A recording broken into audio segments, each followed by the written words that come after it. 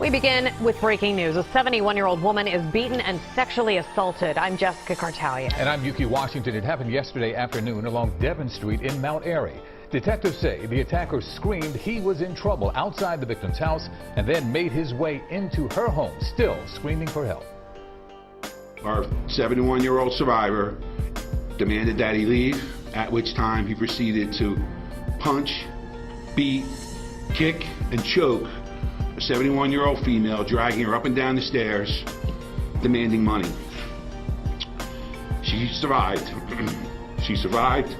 She fought back, and he sexually assaulted her on the second floor. He repeatedly told her he was going to kill her, and she told my investigators that she is a strong woman who will survive, and she did. She has my respect, and today I think she's a hero. CBS News Philadelphia. That alleged assault sparking a lot of fear in the neighborhood, which is typically considered to be one of the safest in the city. Eyewitness News reporter Madeline Wright is live this afternoon in Rittenhouse Square with the latest in this investigation. Really disturbing details here. Madeline, good afternoon.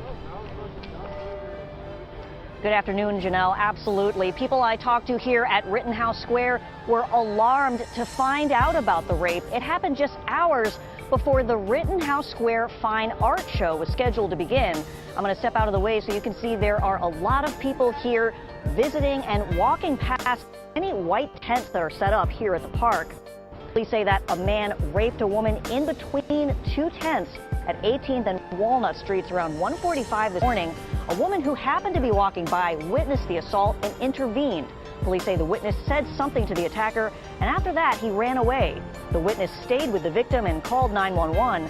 Officers arrived about 15 minutes later. The witness was able to give a vague description of the attacker. A woman who lives in the area has one word to describe her reaction. Scared. I walk the dog all the time by myself late at night.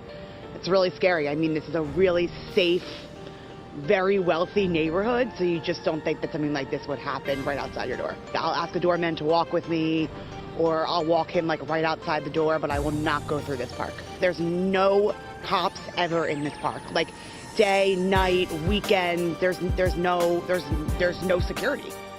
It happened Saturday, September 2nd. Deputies say 17-year-old Olvin Rodriguez, along with a 16-year-old juvenile male, approached the female in the driveway of her home. She told investigators she was returning to her home after attending a concert with friends. They say she pulled into her driveway. The two men approached her on foot, pulled a gun, and forced her back into her car. Deputies say they then drove her to a location where both suspects sexually assaulted her and then forced her out of the car. They say the suspects took off in her car with her personal belongings and her cell phone.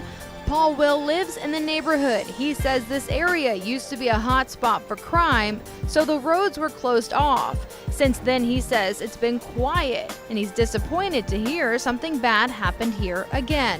Oh, how often it would be, I don't want to say daily, but at least once a week, you'd hear gunshots down there. I'd come out and you'd go down and find beer cans. I'm very surprised at that. Because like I said, I don't see any activity down here at all. Now, it looks like this just about every day.